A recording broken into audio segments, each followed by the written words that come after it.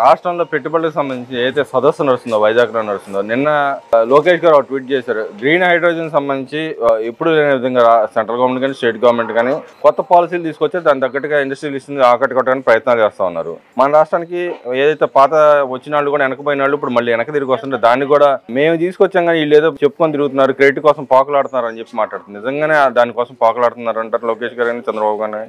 YSR party వాళ్ళు అంతకు ముందు కూడా ఎవరికో పుట్టిన పిల్లోడికి వీళ్ళ పేర్లు పెట్టుకున్నట్టు ఆ సంస్కృతి మా పార్టీలో లేదు. గత 14 నుంచి 19 దాకా మేమేమైతే పెట్టుబడులు ఆకర్షించి కొన్ని కంపెనీలు మన అమరావతికి వచ్చినాయి, మన ఆంధ్రప్రదేశ్కి వచ్చినాయి. గత 5 ఏళ్ళు వైసీపీ ప్రభుత్వంలో వాళ్ళు పెట్టిన ఆంక్షలకి భయపడి పారిపోయారు. ఈ రోజున మళ్ళీ తెలుగుదేశం పార్టీ అధికారంలో రాగానే నారా చంద్రబాబు నాయుడు గారి నమ్మకంతో అలాగే లోకేష్ బాబు గారి మీద ఉన్న నమ్మకంతో వచ్చి మేము ఏదైతే సింగిల్ విండో మీద ఏదైనా ఒక కంపెనీ పెట్టాలంటే మేము ఆర్డర్స్ అన్ని ఇస్తున్నాం కాబట్టి వాళ్ళు దానికి ఆకర్షితులై వస్తున్నారు. అంతేగాని దీంట్లో వాళ్ళు పెట్టిన దానికి మేము పేరు పెట్టుకోవడం అంటే అది ఎవరైనా చిన్నపిల్లలు చెప్పినా కూడా నవ్వుతారు. ఏదైతే సంస్థలు వస్తున్నాయి ఆ సంస్థలు కూడా ప్రకటించారు, సదస్సు దాంట్లోనే ప్రకటించాడు.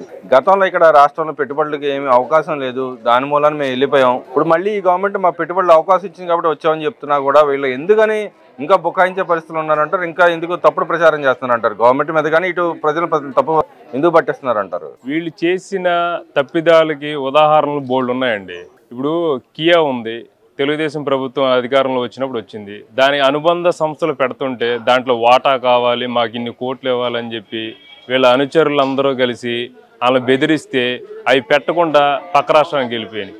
అదొకటి. అమరాన్ బ్యాటరీ 9,000 కోట్ల రూపాయలతో పెట్టుబడితో ఇక్కడ పెడదామని చూస్తే వీళ్ళు బెదిరించేసరికి హైదరాబాద్లో పెట్టారు.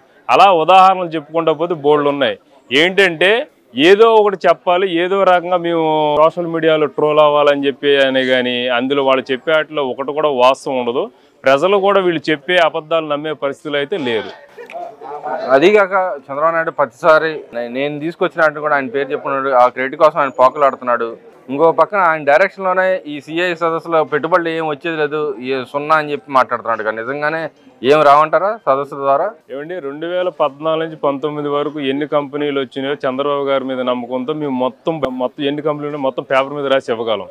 వీళ్ళు 19 నుంచి 24 దాకా వీళ్ళు ఎన్ని కంపెనీలు తెచ్చారో రాసి ఇవ్వగలరా? చర్చికి రమ్మనండి.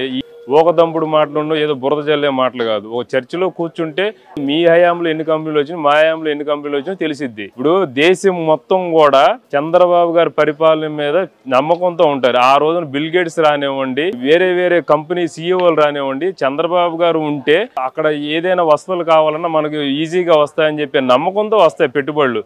అంతేగాని ఒక దొంగ పరిపాలిస్తే నమ్మకంతో రావు. వాళ్ళు ఏదో మాట్లాడతారు, అన్నిటికీ సమాధానం చెప్పుకుంటా పోతా ఉంటే మనం చేసే పనులు కూడా మర్చిపోతాం. అదేవిధంగా చూసుకుంటే తిరుపతి లడ్డు వ్యవహారంలో చూస్తే నిన్న జగన్మోహన్ రెడ్డి గారు ప్రెస్ మీట్లో కూడా అంటున్నాడు, ఆవు కల్తీ మూలానికి అలా నెయ్యి వచ్చింది కానీ మేమేం కల్తీ చేయలేదని చెప్పి అంటున్నాడు. నిజంగానే ఆవు కల్తీ అయ్యి పాలు వస్తాయి అంటారు అసలు? అంటే ఒక సినిమాలో చూసానండి నేను, ఎనర్జీ కోసం ఒక ఆవు పాలు వాడతారు. ఆ దొంగ దొరకకుండా ఫుడ్లోనే ఏదో సంథింగ్ ఏదో కెమికల్ కలిపి పెడతారు. ఆ టెస్టుల్లో కూడా దొరకదు. ఒకవేళ ఆవులను కూడా వీళ్ళు పెంచారేమో వీళ్ళు దొరకకుండా.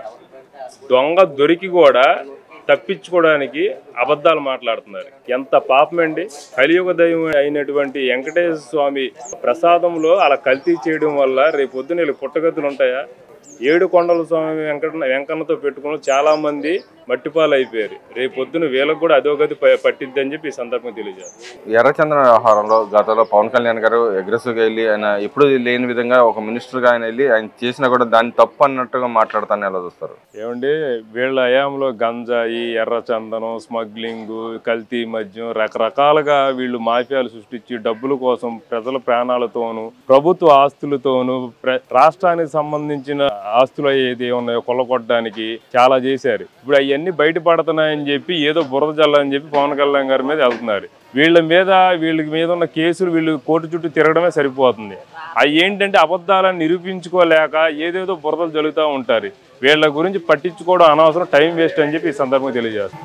ఇంకో మాట కూడా వస్తే ఇక్కడ వస్తే పవన్ కళ్యాణ్ గారిని ఒక వ్యాఖ్య చేశారు. ఏంటంటే స్థలపురాణం ప్రకారం శ్రీనివాసుడు ఉన్నాడు, ఆయన తలలో గాయం అవటం వలన ఎర్రచందనం వచ్చిందని చెప్పి ఆయన చెప్తే అది కూడా తప్పు. ఇవన్నీ పవన్ కళ్యాణ్కి అసలు ఏం తెలీదు, నేను అన్ని ఆగమ శాస్త్రాలు అన్ని పట్టుబట్టాను, నాకు అంత అవగాహన ఉందని చెప్పి కరుణాకర్ రెడ్డి గారు మాట్లాడుతూ ఉన్నారు. అలా ఈయన చేసిన తప్పని మాట్లాడతాను మీరు ఎలా చూస్తారు? ఇప్పుడు ఏదైనా దైవం లేనిది ఏది లేదండి, సృష్టి లేదండి. దైవాజ్ఞతోనే జీవం పుట్టింది, జీవంతోనే ఈ పరిసర ప్రాంతాలు కానీ చెట్లు కానివ్వండి, మనకు వచ్చిన ఖనిజాలు కానివ్వండి, ఏదైనా కూడా సృష్టించిన దైవంతో వచ్చింది. ఈ పురాణంలో రాసి ఉండొచ్చు, అది చెప్పి ఉండొచ్చు. దానికి ఎందుకండి కాంట్రవర్సీలు? ఆయన అసలు నిజంగా వాళ్ళ దేవుడి మీద ఒక్కళ్ళు కూడా నమ్మకం లేదు. వాళ్ళంతా దాన్ని ఏమంటారు, వేరే మతానికి చెందిన వాళ్ళు. మతాలు మన టాపిక్లో తేకూడదు, కానీ నాస్తికుల టైపులో మాట్లాడుతూ ఉంటారు. నాస్తికులకి మనం ఎంత చెప్పినా కూడా దైవం గురించి వాళ్ళకి తెలియదు. వాళ్ళకి నిజంగా అవగాహన ఉంటే ఏదైనా ఉంటే ప్రూఫ్స్ చూపించమనండి. ఇప్పుడు చంద్రబాబు గారిని కానివ్వండి, పవన్ కళ్యాణ్ గారు కానివ్వండి, ప్రతి మతాన్ని గౌరవించి ఏదైతే వాస్తవం ఉంటే అవి మాట్లాడతారు, కానీ అనవసరమైన మాటలైతే మాట్లాడరు కదా. వీళ్ళు ఏదేదో మాట్లాడుతూ ఉంటారు. వీళ్ళు చెప్పుకుంటూ వినేవాడు ఉంటే ఏదంటే చెప్పేవాడు చెలరేగుతాడు అన్నట్టు నిజాన్ని అబద్ధం చేయడం, అబద్ధాన్ని ఏదో దారి తప్పియడం అలాంటివి చెప్తూ ఉంటారు. వాళ్ళ గురించి వాళ్ళ మాటలు నమ్మే పరిస్థితి జనాలు అయితే లేరు. అదేవిధంగా పవన్ కళ్యాణ్ గారు ఏదైతే పెద్దిరెడ్డి రామచంద్రరెడ్డి వ్యవహారంలో చూసాం, ఆయన అక్రమాస్తులు కూడబెట్టాడు, ఫారెస్ట్ ని ఆక్రమించాడు. ఆయన ప్రూవ్ చేస్తే పవన్ కళ్యాణ్ జిమ్మిక్కులు చేస్తున్నాడు, ఏమి లేదు అక్కడ మేము ఆక్రమించుకోలేదు, మా వారసత్వంగా వచ్చిందని చెప్తున్నాను. నిజంగానే ఫారెస్ట్ ల్యాండ్ వీళ్ళకి వారసత్వంగా వచ్చే అవకాశం ఉందంటారు అసలు? ఒకవేళ అలా తాతలు ముత్తాతలు కూడా ఆక్రమించుకున్నారేమోనండి. వాళ్ళు తరతరాల నుంచి ఆక్రమించుకోవడం వాళ్ళకి ఆనవాయితీ అనుకుంటా. ఇప్పుడు ప్రభుత్వ భూమి అనేది ఫారెస్ట్ భూమి, కొండపారంబోకు మొత్తం ఎన్ని తరాలు మారినా కూడా ప్రభుత్వ ఆధీనంలో ఉంటుంది, కానీ వారసత్వంగా ఎలా వస్తుంది? రేపు పొద్దున్న మొత్తం ప్రూఫ్తో సహా కోర్టులో సబ్మిట్ చేస్తారు. నిజంగా వీళ్ళు ఆక్రమించుకున్నట్టయితే కోర్టు సమాధానం చెప్పాల్సి వస్తుంది.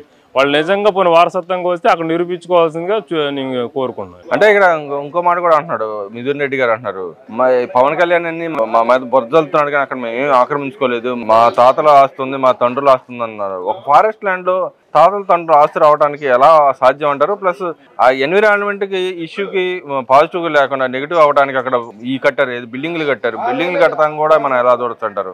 జగన్మోహన్ రెడ్డి గారి ప్రభుత్వంలో ప్రభుత్వ భూములు కానివ్వండి, కొండలు కానివ్వండి, ఇప్పుడు మీరు ఎగ్జాంపుల్ నేను చెప్తాను, రిషికొండ ఉంది, అది ట్రిబ్యునల్, గ్రీన్ ట్రిబ్యునల్ హైకోర్టు ఇచ్చినా కూడా వీళ్ళు ఇది ఎవరికి లెక్క చేయకుండా అక్కడ కొండలు కొట్టేసి వీళ్ళ ప్యాలెస్లు కట్టుకోవడం, సముద్రాలు నదులు ఆక్రమించుకోవడం, అక్కడ సముద్రంలో కూడా ఒక గోడలా కట్టేసి అక్కడ ఏదో చేద్దామని చూశారు. హైకోర్టు ఏదో మొత్తానికి ఆర్డర్ ఇచ్చి ఆ గోడ పాలు కొట్టించారు. వీళ్ళకి అటవీ భూములు కాదు కదా, సముద్రాలు కాదు, ఏదైనా కూడా వీళ్ళు ఆక్రమించుకోవడానికి ఎవరు అడ్డు చెప్పలేదండి ఆ 5 ఏళ్ళలో. వీళ్ళు ఇంకేదైనా కహానీలు చెప్తా ఉంటారు. మేము తప్పు చేసుకోవడం మేము చేసింది మా బాబులు చేశారు, ఆ తప్పు వాళ్ళ మీద వేసేయండి అంటూ ఉంటారు. రేపు పొద్దున చట్టం ముందు నిలబెడతారు. వాళ్ళు ఏమో నిజంగా దోషులైతే కంపల్సరీ వాళ్ళు అక్కడ నిరూపించుకోవాల్సి వస్తుంది. అదేవిధంగా సిఐఏ సదస్సు ద్వారా రాష్ట్రానికి ఎన్ని ఉద్యోగ కల్పన వచ్చే అవకాశం మీరు భావిస్తున్నారు? ఏమైనా లాభం చేకూరుద్ది అంటారు? నాకు తెలిసి ప్రత్యక్షం అయితే వేలల్లో ఉండదండి, పరోక్షంగా అయితే లక్షల్లో ఉంది. నా అవగాహన బట్టి ఎప్పుడు కూడా చరిత్రలో చూసి ఉన్నాను నేను, ఇంత భారీ పెట్టుబడులు వచ్చిన దాఖలాలు ఎక్కడా లేవు. ఇప్పుడు నారా చంద్రబాబు నాయుడు గారు తెలుగుదేశం ప్రభుత్వం అధికారంలో వచ్చిన తర్వాత ఎన్డీఏ కూటమి మీద నమ్మకంతో ఈ రోజున భారీ పెట్టుబడులు విశాఖలో వస్తున్నాయి. రేపు ఆంధ్రప్రదేశ్ ప్రపంచ దేశాలకి తలదన్నేటట్టు ఐటీ హబ్ గా మారబోతుందని చెప్పి ఈ సందర్భంగా తెలియజేస్తాను.